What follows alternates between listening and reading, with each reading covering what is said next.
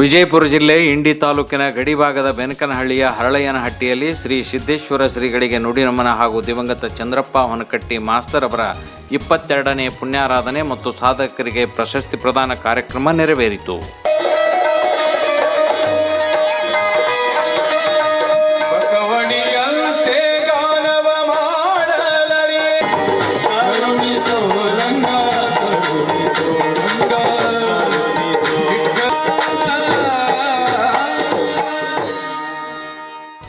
ದಿನಾಂಕ 6 ಮಾರ್ಚ್ 2024ರಂದು ವಿಜಯಪುರ ಜಿಲ್ಲೆ ಇಂಡಿ ತಾಲೂಕಿನ ಗಡಿಭಾಗದಲ್ಲಿರುವ ಹಳ್ಳಿ ಬೆನಕನಹಳ್ಳಿಯ ಹತ್ತಿರವಿರುವ ಅತಿ ಚಿಕ್ಕ ಹಳ್ಳಿ ಹರಳಯ್ಯನಹಟ್ಟಿಯಲ್ಲಿ ತಂದೆ ತಾಯಿಯರ ಸ್ಮರಣೆಗಾಗಿ ಮಾಸ್ತರ್ ಮತ್ತು ಕಾಯಕ ಪ್ರಶಸ್ತಿ ಸಮಾರಂಭವನ್ನು ನಾಡಿನ ಖ್ಯಾತ ಜನಪದ ಕಲಾವಿದರು, ದಕ್ಷ ಪೊಲೀಸ್ ಅಧಿಕಾರಿಗಳಾದ ಜ್ಯೋತಿರ್ಲಿಂಗ ಹೊನಕಟ್ಟಿಯವರು ತಂದೆ ತಾಯಿಯರ ಸಮಾಧಿಗಳ ಪುಣ್ಯತಾಣದಲ್ಲಿಯೇ ಕಾರ್ಯಕ್ರಮವನ್ನು ಆಯೋಜಿಸಿ ಪ್ರಥಮದಲ್ಲಿ ಪೂಜ್ಯ ಸಿದ್ದೇಶ್ವರ ಶ್ರೀಗಳಿಗೆ ಪುಷ್ಪ ನಮನ ಸಲ್ಲಿಸಿ ಸುಂದರ ಸಂಗೀತ ಸುನಾದ ರಸದೌತಣದೊಂದಿಗೆ ಪ್ರಶಸ್ತಿಗಳನ್ನು ವಿತರಿಸಿ ಸಾಧಕರನ್ನು ಗೌರವಿಸಲಾಯಿತು.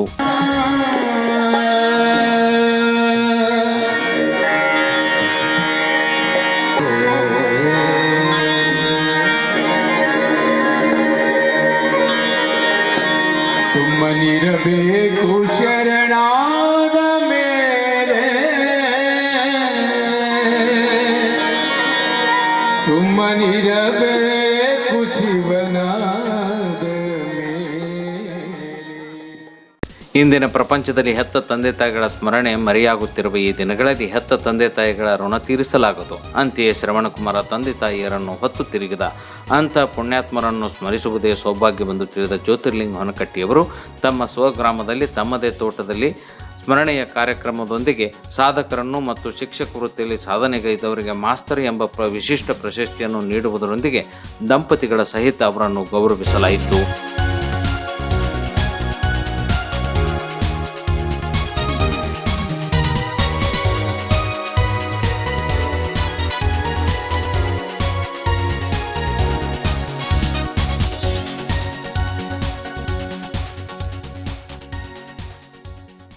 ಈ ಕಾರ್ಯಕ್ರಮವನ್ನು ಪೂಜ್ಯ ಅಡವಿ ಶಂಕರಲಿಂಗ ಮಹಾರಾಜರು, ಜಗದ್ಗುರು ಶಿವಕುಮಾರ ಶಿವಾಚಾರ್ಯ ಮಹಾಸ್ವಾಮಿಗಳು, ಈಶ್ವರ ಪ್ರಸಾದ್ ಷಣ್ಮುಖ ಶಿವಗಳು ಹಾಗೂ ಚನ್ನಬಸವ ಸ್ವಾಮಿಗಳ ದಿವ್ಯ ಸಾನ್ನಿಧ್ಯದಲ್ಲಿ ಶ್ರೀ ಸಿದ್ದೇಶ್ವರ ಶ್ರೀಗಳ ಭಾವಚಿತ್ರಕ್ಕೆ ಪುಷ್ಪವೃಷ್ಟಿಗೈಯುವ ಮೂಲಕ ಕಾರ್ಯಕ್ರಮವನ್ನು ಉದ್ಘಾಟಿಸಲಾಯಿತು. ನಂತರ ಸಾಧಕ ದಂಪತಿಗಳ ಸನ್ಮಾನ ಮತ್ತು ಪ್ರಶಸ್ತಿ ಪಡೆದ ಸಾಧಕರಿಗೆ ಪ್ರಶಸ್ತಿ ನೀಡಿ ಗೌರವಿಸುವುದರೊಂದಿಗೆ ವಿಶೇಷ ಕೃಷಿ ಸಾಧನೆಗೈದ ಶಿವಾನಂದ ಮಂಗಾಣವರಿಗೆ ಕೃಷಿಕ ಪ್ರಶಸ್ತಿ ನೀಡಿ ಗೌರವಿಸಲಾಯಿತು. ಈ ಕಾರ್ಯಕ್ರಮವನ್ನು ಕುರಿತು ದಿವ್ಯ ಸಾನ್ನಿಧ್ಯ ವಹಿಸಿದ ಶ್ರೀಗಳು ಶುಭ ಹಾರೈಸಿದರು. ಇದರ ಜೊತೆಗೆ ಮುಗಳಕೋಟದ ಸಂಗೀತ ಬಳಗದಿಂದ ಸಂಗೀತ ಕಾರ್ಯಕ್ರಮವು ಜನರ ಗಮನ ಸೆಳೆದದ್ದು ವಿಶೇಷವಾಗಿತ್ತು.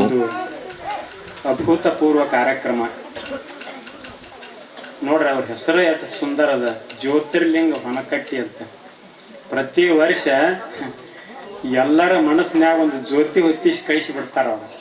ಅವರಷ್ಟೇ ಅಲ್ಲ, ಅವರ ತಂದೆ ತಾಯಿ ಹೆಸರುಗಳನ್ನ ಅಜರಾಮರವಾಗಿ ಉಳಿಯುವಂಗ ಮಾಡ್ತಾರಲ್ಲ, ಇದೇ ಒಂದು ದೊಡ್ಡ ವಿಶೇಷ. ಅಂತಹ ಹಿರಿಯರಾದ ಚಂದ್ರಾಮ್ ಹೊನಕಟ್ಟಿ ಅವರನ್ನು ನೆನೆಸುವ ಸಲುವಾಗಿ ತನ್ನಿಮಿತ್ತವಾಗಿ ಎಲ್ಲಾ ಬಂಧು ಬಳಗದವರು ಮತ್ತು ಗುರು ಹಿರಿಯರನ್ನ ಕರೆಸಿ ಒಂದು ಕಾರ್ಯಕ್ರಮ ನಡೀತದಲ್ಲ, ಇದು ಯಾವುದರ ಪ್ರತೀಕ ಅಂದ್ರೆ ಹಿರಿಯರನ್ನ ಸ್ಮರಿಸುವಂತ ಕಾರ್ಯಕ್ರಮ ಇದು. ನಾವು ಮನಸ್ಸನ್ನ ಭಾವನೆ ದೇವ್ರಿಗೇನಪ್ಪ ಅರ್ಪಣೆ ಮಾಡಿದಪ್ಪ, ದೇವ್ರು ಸ್ವೀಕಾರ ಮಾಡ್ತಾನೆ. ಹೊರತಾಗಿ ದೇವ್ರಿಗೆ ಪದಾರ್ಥ ಬೇಕು ಅಂತ ಹೇಳ್ತಾ ಮಾತಿಗೆ ಕೊಡ್ತೀನಿ. ಓಂ ಶಾಂತಿ ಶಾಂತಿ ಶಾಂತಿ. ನವರತ್ನ ಅಂದ್ರೆ ನವ ಭಕ್ತಿ ಉಳ್ಳಂತ ಹೆಂಡತಿರ್ಬೇಕು, ಜೀವನಕ್ಕೆ ಮೆರಗು ಬರ್ತದ. ಇಂಥ ಪರಮ ಪೂಜ್ಯ ಸಿದ್ದೇಶ್ವರಂತ ಗುರುಗಳಿರ್ಬೇಕು. ಇನ್ಯಾವುದು ಸ್ವರ್ಗಕ್ಕೆ ಬೆಂಕಿ ಹಚ್ಚು ಮನೆನೇ ಸ್ವರ್ಗ ಆಗ್ತದೆ.